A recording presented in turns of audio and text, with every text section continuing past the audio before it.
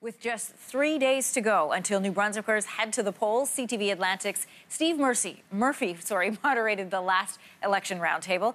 It featured 3 of the 5 party leaders. Here's a look at what happened. Blaine Higgs will use buzzwords like manage better, improvements, and manage growth. Those are codes for cuts. I will fight for this province, and a vote for any other party than the PC risks another 4 years of Brian Gallant. What I want to do is build a government that is our government again, that protects and empowers us. And joining us from Fredericton this morning to break it all down is Jamie Gillies, a political scientist and associate professor at St. Thomas University in Fredericton. Thanks for joining us.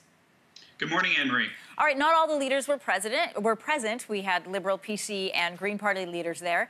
It was interesting to watch the candidates sitting so closely together while they debated. In your opinion, you were there. Who came out on top? Well, I think actually all the 3 leaders who were there comported themselves quite well in this roundtable format. So it didn't have the histrionics of most political debates, and that made for a quite substantive discussion. But as for a winner, I think Blaine Higgs and Brian Gallant both won by not losing. So I would call it a tie, and David Coon as well got his message in there as well. It's been 15 years since the New Brunswick Premier had a consecutive second term. So if the Tories end up taking it from the Liberals, what are the issues that were driving that change? Well, if the Progressive Conservatives win, one of the challenges is that they will be a third one-term government in a row.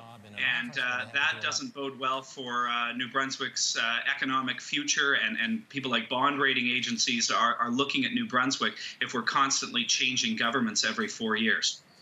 In a recent Globe and Mail article, it said New Brunswick was in what they called a death spiral regarding its economy, and whoever wins is going to face a hard reckoning. So how do the party leaders stack up against one another when it comes to their economic policies?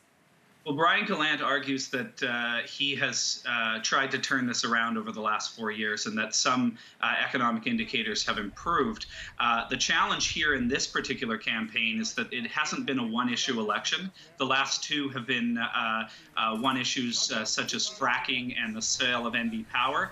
So because the economy lingers as the #1 issue, both the PCs and the Liberals are trying to play this spend more strategically versus more strategic cuts, fiscal conservatism versus growing the economy. And at the moment, I think it's unclear whether the opposition parties have been able to make this election a referendum on Brian Gallant.